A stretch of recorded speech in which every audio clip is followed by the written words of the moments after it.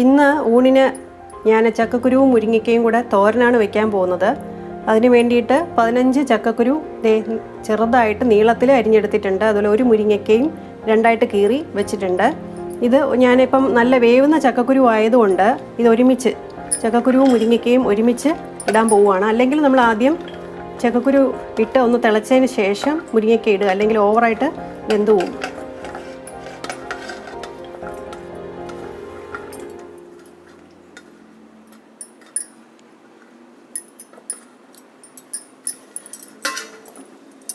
ഇനി വെള്ളം ഒഴിക്കാം.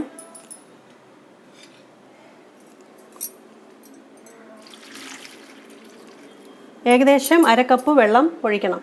ഇത് ഒരുമിച്ച് വേവണമല്ലോ. അടുപ്പ് കത്തിക്കുകയാണ്. ഇനി 1/2 ടീസ്പൂൺ മഞ്ഞൾപ്പൊടി,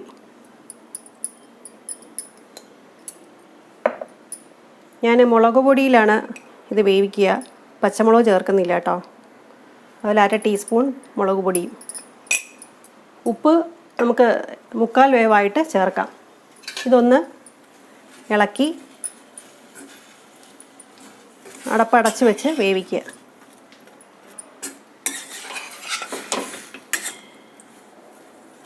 വെള്ളം ആവശ്യമുണ്ടെങ്കിൽ കുറച്ചുകൂടെ ഒഴിച്ചു കൊടുത്താൽ മതി. നോക്കിയിട്ട് തിളയ്ക്കട്ടെ.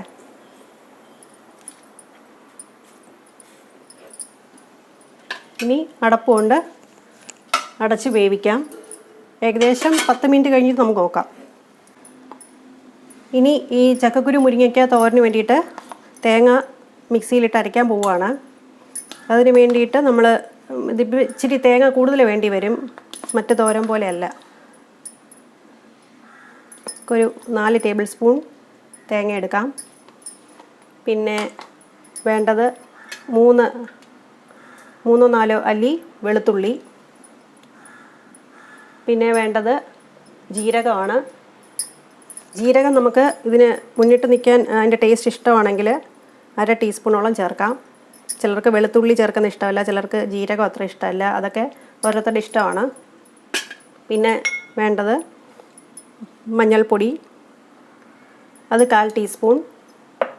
പിന്നെ മുളക് പൊടിയാണ് ചേർക്കുന്നത്. പച്ചമുളകേ ഇഷ്ടമുള്ളൂ എന്നുള്ളവർക്ക് അങ്ങനെ ചേർക്കാം. 1/2 ടീസ്പൂൺ മുളക് പൊടി. പിന്നെ ഒരു തണ്ട് കറിവേപ്പില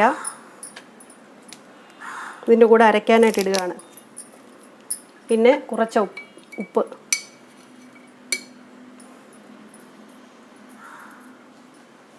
ഇത്രയും കൂടെ ഒന്ന് ക്രഷ് ചെയ്തെടുക്കുകയാണ്.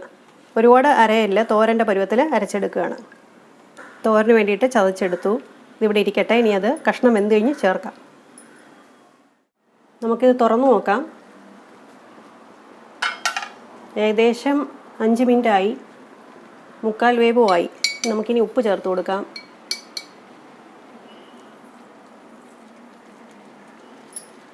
ഇനി ഒന്ന് മിക്സ് ചെയ്യുക. ഒരുപാട് ഇളക്കിയാൽ ഇതെല്ലാം കുഴഞ്ഞു പോവും, ഇത് ഉടഞ്ഞു പോവും.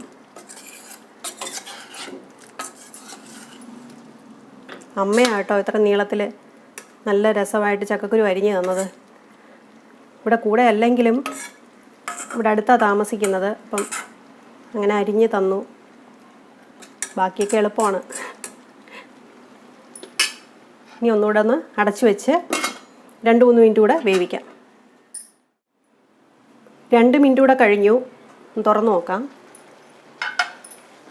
നല്ല വേവുന്ന ചക്കക്കുരു ആണെങ്കിലുണ്ടല്ലോ ഒന്ന് ആവി കയറിയാൽ മതി. ഇതിപ്പം 5-6 മിനിറ്റ് ആയപ്പോൾ തന്നെ കറക്റ്റ് വേവായി.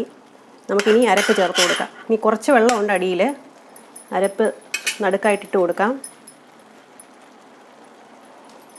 അത് കഴിഞ്ഞ് ഒന്ന് ആവി കയറി തേങ്ങയൊക്കെ ആ അരപ്പൊക്കെ ഒന്ന് വെന്ത് കഴിയുമ്പം നമുക്ക് ഇളക്കാം.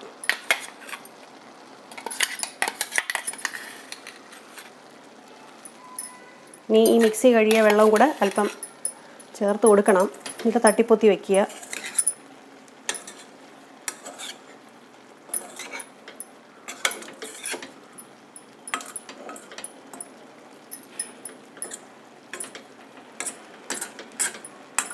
ഇതിനി അടച്ചു വയ്ക്കാം.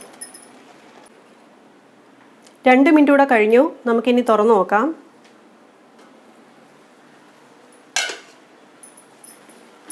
ശകലം വെള്ളത്തിൻ്റെ നനവുണ്ട്.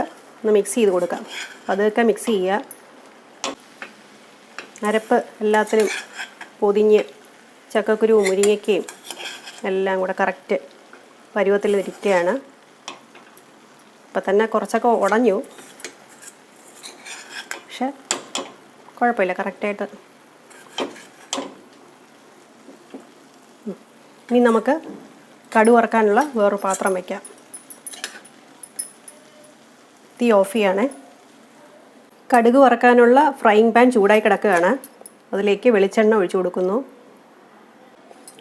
1 ടേബിൾ സ്പൂൺ വെളിച്ചെണ്ണയാണ് ഒഴിച്ചു കൊടുത്തിരിക്കുന്നത്. എണ്ണ ചൂടായി കഴിഞ്ഞാൽ കടുക് ഇട്ട് കൊടുക്കുക. 1/2 ടീസ്പൂൺ കടുക്,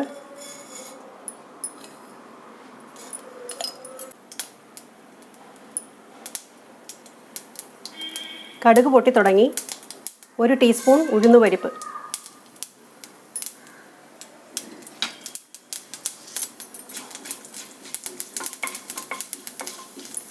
തീ കുറച്ച് വെച്ചിട്ട് ചെറിയ ഉള്ളി വട്ടത്തിലരിഞ്ഞത് അത് 2 എണ്ണം ഉണ്ട്, അത് ഇട്ട് കൊടുക്കുകയാണ്.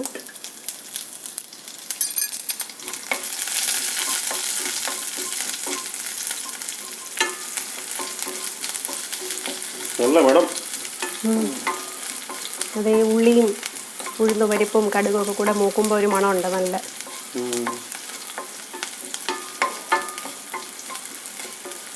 ഇപ്പം ഈ വിഷുക്കാലമൊക്കെ അടുത്ത് വരികയല്ലേ. ഇനി 2 ദിവസം കൂടെ കഴിയുമ്പം വിഷുവായി.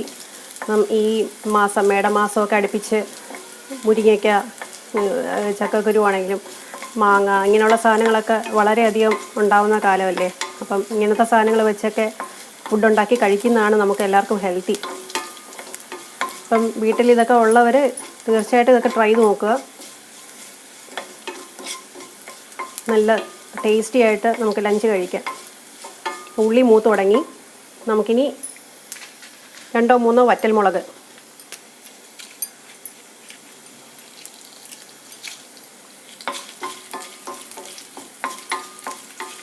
ഇതൊന്ന് മൂത്ത് വരുമ്പോൾ കറിവേപ്പില ഇട്ട് കൊടുക്കാം.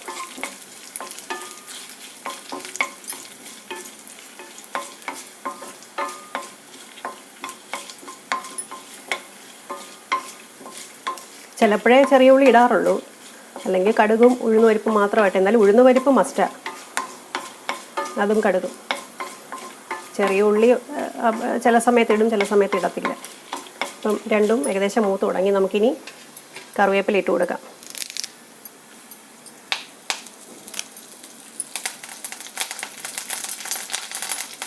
നിറച്ചിടുക കേട്ടോ, ഇരിക്കട്ടെ.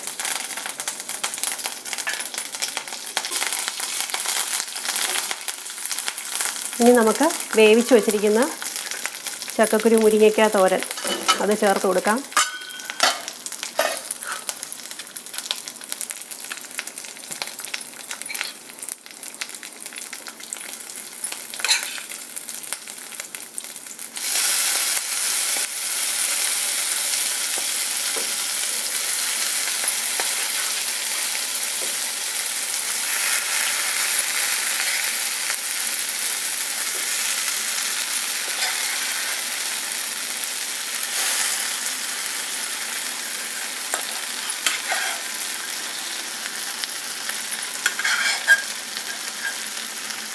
ഇനി പതുക്കെ ഒന്ന് ഇളക്കി കൊടുക്കുക.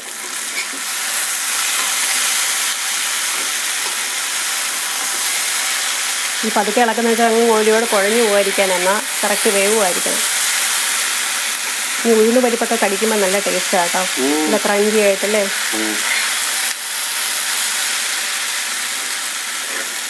നല്ലൊരു മണം.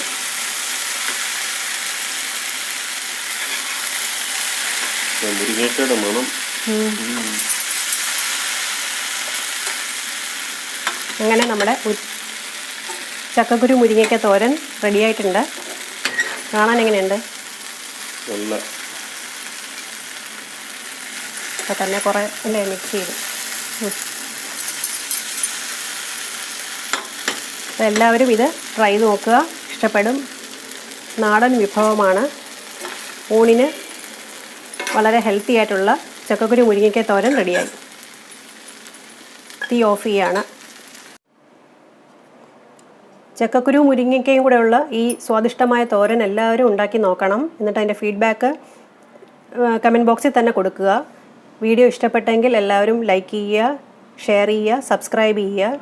ഞങ്ങളുടെ വ്ളോഗിൻ്റെ പേര് ഇപ്പോഴ് Alex Anjana foodie life style എന്നാണ്. നേരത്തെ അലക്സ് അഞ്ജന വ്ളോഗ്സ് എന്നായിരുന്നു. അപ്പം എല്ലാവരും ഞങ്ങളെ സപ്പോർട്ട് ചെയ്യുക. Thanks for watching. ബൈ.